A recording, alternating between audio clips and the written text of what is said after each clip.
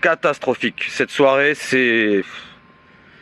rien n'a été réussi. Voilà, que ce soit De Zerbi et les joueurs sur le terrain, personne n'a répondu présent. Il avait dit avant la rencontre sur DAZN, De Zerbi, il faudra mettre de l'agressivité et être concentré derrière. Apparemment, on n'a pas été concentré. Qu'est-ce que c'est que ce clown, franchement, qu'on a recruté? Putain, deuxième fois consécutive après le match à Auxerre. L'erreur de Brassier, tu peux pas répéter ces erreurs-là. Voilà, donc là, Brassier, si on voulait le vendre et on voulait le montrer, c'est pas une bonne publicité. Donc Brassier, vous avez vu le but, voilà, qui perd son duel face à Guessant, qu'il a pris comme un petit chien pendant toute la rencontre, au moins le laps de temps qu'il a joué. Il a joué 1 heure environ, il a perdu pratiquement tous ses duels et point de vue relance, vous avez vu quoi, il a pris trop son temps, il perd le ballon et derrière, hop, il fait le petit clown. Le but, voilà, avec en plus de ça, il y a 3 erreurs en une dans l'action du but. Le premier but, je parle de Brassier, c'est qu'il perd le ballon sur le duel au début. Ensuite, il y a le ballon qui passe entre ses jambes où il sait pas où il est et derrière, il aurait pu sauver. Il aurait pu le sauver en taclant. Au lieu de ça, il va arrêter le ballon derrière la ligne. On dirait qu'il fait exprès pour qu'on voit que le ballon est rentré juste comme il faut. Donc Brassier, Brassier, ça va être difficile de s'en séparer. Donc c'est pour ça que le titre de la miniature, c'est Brassier en promo ou Brassier en promotion, si quelqu'un le veut. Voilà, donc on l'a recruté, on va le recruter pour 12 millions d'euros. Si vous le voulez pour 1,2 million d'euros, ça serait sympa de le prendre.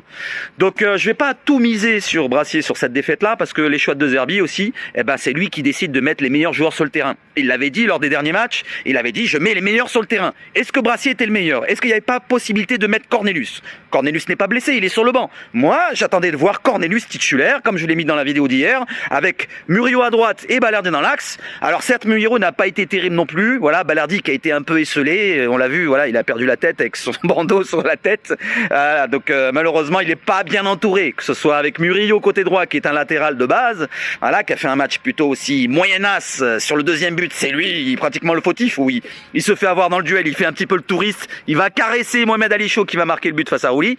Donc Balerdi est un peu esselé dans cette défense. Mais je vais pas viser que la défense, les amis. Donc pour commencer, déjà la compo, vous l'avez ici, je vous l'affiche ici. Voilà la compo avec le 3-4-2-1 habituel et le changement que je viens de vous citer. Donc pas de Kondogbia blessé bien sûr, pas de Cornelius qui est sur le banc. C'est bien sûr Brassier à côté de Murillo et Balerdi dans l'axe. Rouli au gardien, Højbjerg, Rongier pour la défense, Merlin à gauche, donc le Stevie Boulet de la Starac de l'OM, il est là à gauche. Et à droite, Luis Enrique, qu'on a retrouvé, l'ancien Luis Enrique dans cette rencontre. Rongier, on a retrouvé le Rongier qui passe pas le cap. Aujourd'hui, il a été dépassé par l'agressivité des Niçois, qui ont été franchement intenses dans leur pressing, voilà, très haut sur le terrain. Ils nous ont pas laissé respirer, surtout en première mi-temps, même dans tout le match, ils ont tenu tout le match, parce que la deuxième mi-temps, même en faisant du changement, en faisant rentrer du sang frais, ça n'a rien changé. Avec un Jonathan Rowe qui fait ses petits gestes techniques mais qui servent à rien, avec le petit Robinho Vaz, bon, on va pas s'attendre que ça soit lui le héros, mais tous les autres joueurs qui sont rentrés, franchement, ça a rien apporté. Je vais pas parler des remplaçants, je vais parler de l'ensemble de la rencontre, des joueurs qu'on attendait. J'attendais beaucoup d'un Greenwood, pourquoi pas, et Greenwood a été aussi l'un des fautifs de cette rencontre-là. Plusieurs fois, je l'ai vu dans la rencontre, lever les bras au ciel et ne pas faire les efforts. Voilà, donc Greenwood, il faut te reprendre. Certes, tu marques des buts, certes, tu penses à être le meilleur buteur du championnat, mais je m'en bats les couilles, moi, de ça. Moi, ce que je veux, c'est qu'on soit au plus haut, l'équipe soit au plus haut. Pas toi, je m'en fous de toi. Moi, les joueurs passent et trépassent. C'est l'OM qui compte avant tout. Donc, pour taper un petit peu du poing sur la table, arrêtons de faire le FC joueur, c'est plutôt l'Olympique de Marseille. Voilà, donc les Greenwood, les Luis Enrique, même, je commençais à être sympathique avec lui, je l'encensais. D'ailleurs, j'ai un peu défendu dans la rencontre. Finalement, plus le temps il avançait, plus on retrouvait le Luis Enrique du passé, un petit peu hésitant ici et là. On va dire que aussi il n'a pas été aidé, parce que Murillo, de son côté, il a été dans la difficulté tout le long de la rencontre. Maintenant, parlons des autres joueurs. Allez, on fait toute l'équipe. Voilà, vous l'avez vu là. Donc, je reviens sur l'équipe avec Mopé en pointe. Fantomatique comme d'habitude. Je vous l'ai dit, il faut un attaquant de poids. Si on veut vraiment prendre un vrai neuf, il faut un attaquant de poids et pas un jeune ou un joueur comme Mopé qui peut dépanner, pourquoi pas dans le pressing, contre les petites équipes ici et là. Mais sur les matchs contre les grosses équipes, on voit qu'il est en difficulté. Et il nous faut du lourd si on veut un attaquant. D'ailleurs, tiens, pour le mercato, je mettrai les informations en fin de vidéo. Donc apparemment, on suit encore Ferguson. Tiens, je fais une petite pause mercato et on revient sur la rencontre. Donc Ferguson, le joueur de Brighton, apparemment l'OM donc serait peut-être possiblement sur un prêt. Voilà, donc ça parle d'un prêt avec Brighton qui serait pas contre un prêt pour une équipe hors PL pour pas concurrencer les autres équipes. Donc pourquoi pas voir un Ferguson arriver à l'OM, un prêt, alors sec ou pas sec, je n'en sais rien, mais en tout cas ça parle d'un prêt. Je vous mets l'information juste à ma gauche. Et pour pour les autres pistes, on a aussi la piste Koné, voilà, Koné qui est visée par plusieurs clubs dont on ne connaît pas l'identité. Et sur les plusieurs clubs, on négocie. Du côté de l'OM, on a négocié toute la journée de dimanche pour négocier sur un prêt pour Ismaël Koné sur un départ. Et pour le remplacer, à Ismaël Koné, on viserait le joueur de la Juve que j'ai cité dans la vidéo de ce matin. Donc Fagioli, le joueur de la Juve, qui est un joueur intéressant, qui est talentueux. Mais bon, pour l'instant, il n'est pas là. Et pour l'instant, Koné n'est pas là. Il faut des départs pour recruter. Que ce soit derrière notre défense, il faut que Brassier parte, il faut que Mbemba parte, il faut que Meïté parte, il faut que Ulysse Garcia, Paul Lirola, l'alcoolique, ici et là. Voilà, donc on fait... Ça m'a fait rire pendant la rencontre, je reviens maintenant sur la rencontre. Pendant la rencontre, on a Brassier. Brassier, semi-dépressif, parce qu'on le voit mentalement, il est un peu touché. À chaque fois qu'il rentre sur le terrain, on a l'impression qu'il va chialer. D'ailleurs, pendant la rencontre, je me suis dit, est-ce qu'il va faire une deuxième, une troisième, une quatrième erreur? Et on le fait sortir, on fait rentrer Lirola. Lirola, c'est l'ancien alcoolique, voilà, de bar, voilà, donc qui va se taper des cougars à droite à gauche. Donc on a un dépressif d'abord, un alcoolique après, et pourquoi pas, je sais pas quoi, un tueur, non sais rien. En tout cas, voilà. On n'est pas bien. On n'est pas bien sur cette rencontre. On n'a pas été bien. C'était catastrophique dans tous les sens. Le résultat n'est pas là. Au classement, vous l'avez ici. Je vous le mets encore ici. Donc le classement, l'OM reste deuxième. Mais l'OM ne suit plus le rythme des Parisiens. On est à 10 points des Parisiens. Voilà, moi je vise le plus haut. Voilà, je suis intransigeant et exigeant surtout avec mon Olympique. Moi, mon Olympique que j'ai connu quand j'étais jeune, c'était l'Olympique avec les titres. Et on n'en gagne plus depuis très très longtemps.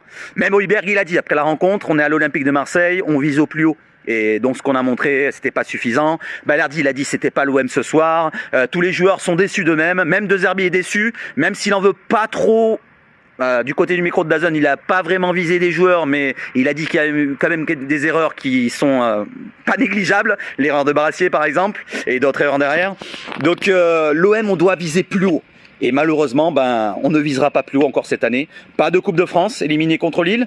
Pas de championnat de France, parce que finalement, à 10 points, ça commence à ressembler à du rédhibitoire. Je dis à chaque fois la cloche. Cette fois, je pense qu'elle a sonné. Je pense qu'elle a sonné. C'est terminado cacao.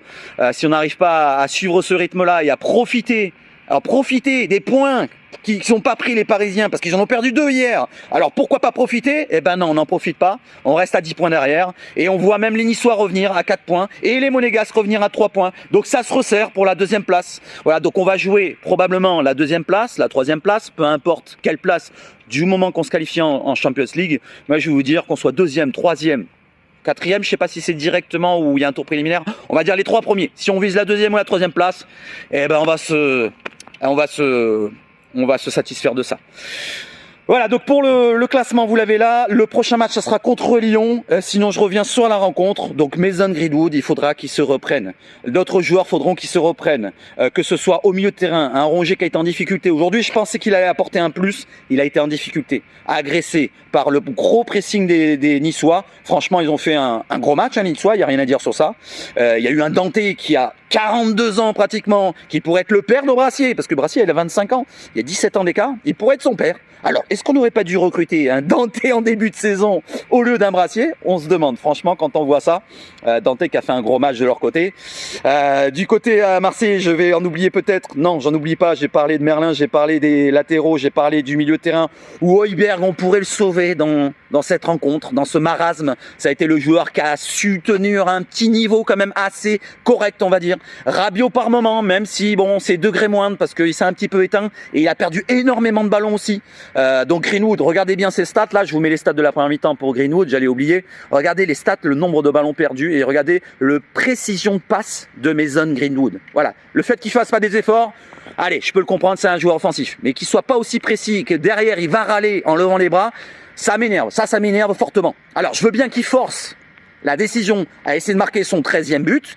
Mais si tu ne le marques pas, au moins fais les efforts. Voilà, donc pour Mason Greenwood, petite balle gratuite.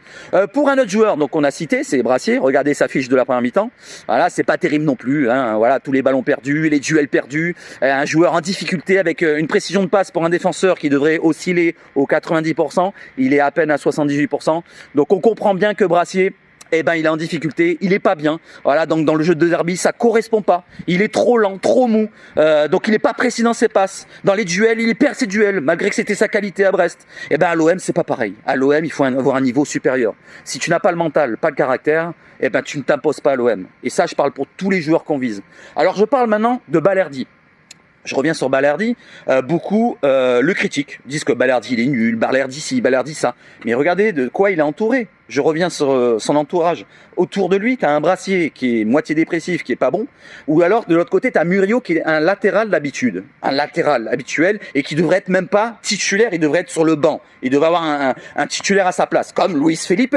Alors, est-ce que ça serait pas un mauvais choix de la part de De Zerbi encore une fois? Est-ce que Luis Felipe était apte à jouer ou pas? Je ne sais pas. En tout cas, il est sur le banc. Si tu le mets sur le banc, Luis Felipe, eh ben, tu le fais jouer. Pareil pour Cornelius. Voilà, donc c'est des choix peut-être aussi de Zerbi à revoir un petit peu pour la prochaine rencontre. Donc la prochaine rencontre, je reviens, c'est sur au Vélodrome. On sera ensemble au Vélodrome, donc pour Marseille-Lyon.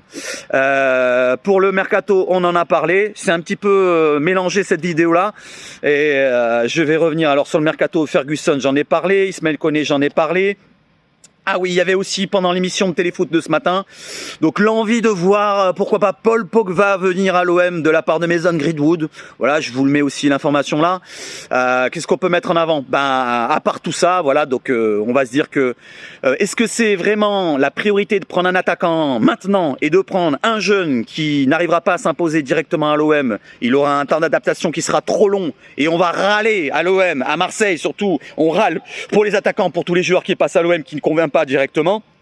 Est-ce que c'est vraiment la priorité de prendre un attaquant qui ne fonctionne pas directement, ou alors est-ce que c'est une priorité de vraiment renforcer notre défense?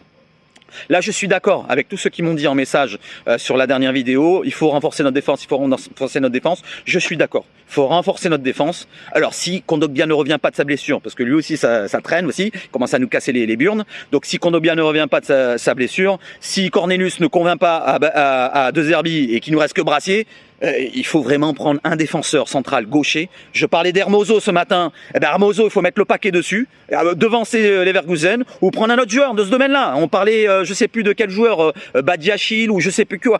Prenez des joueurs défensifs qui peuvent nous apporter un plus. Alors Badiachil, j'ai peut-être cité un mauvais, mais n'hésitez pas à me proposer. Mais en tout cas, il faut aller viser un défenseur central gaucher si possible, et pourquoi pas un central droitier pour Murillo. Si on veut pas faire jouer Luis Felipe, à moins qu'il joue le prochain match, et là peut-être qu'il sera bon, je l'espère en tout cas. Voilà où nous en sommes. Donc qu'est-ce qu'il y a à dire d'autre? J'ai rien oublié je pense, et je vais vous souhaiter de passer pas une excellente nuit, parce que c'est un week-end qui se termine mal. Voilà, on aurait pu profiter, hein, franchement.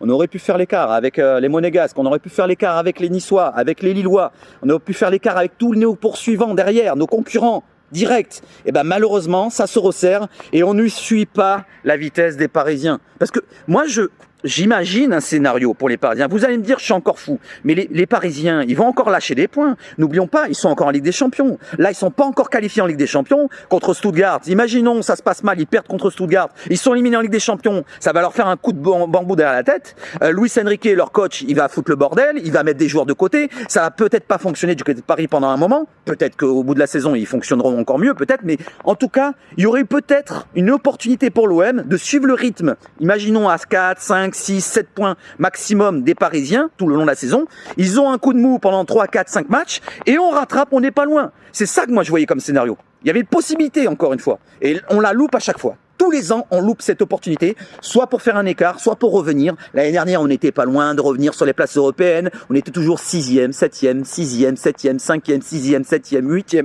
Et ben, on termine 8e finalement. On n'a pas saisi les opportunités au bout d'un moment. Et l'année d'avant, c'était pareil. L'année d'avant, c'était pareil. L'année d'avant, c'était pareil. À part l'année avec Sampaoli où dernière journée, on arrive à passer en deuxième. À part cette année-là, je vois pas d'année récemment où on ferait vraiment pas un exploit mais un bon truc, un bon move sur cette saison où on est content, on est fier de cette saison-là. Moi, j'en peux plus. Voilà, donc je vous l'ai dit, hein, franchement, c'est voilà la boule qui reste là, pas de titre, rien du tout.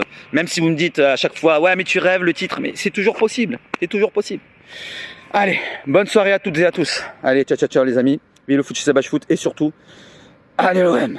Rajout pour les supporters niçois, franchement, vous avez fait du sale, encore une fois, avec vos 3 banderoles. Bon, celle de Mopé, ça passe, on va dire, on peut comprendre, c'est personnel, un ancien joueur qui est passé par chez vous, voilà, formé chez vous. On peut le comprendre, même si c'est insultant, ça devrait pas exister. Ça existe entre supporters, on peut le comprendre. Mais par contre, les autres banderoles, c'est un petit peu limite, voire dépassé. Je pense que ça dépasse les bornes et, à mon avis, la LFP devrait un petit peu taper du poing sur la table. Voilà mon petit avis pour ces banderoles-là et je vous les mets en image. Voilà, donc vive le foot chez Sabach Foot et surtout, allez l'OM!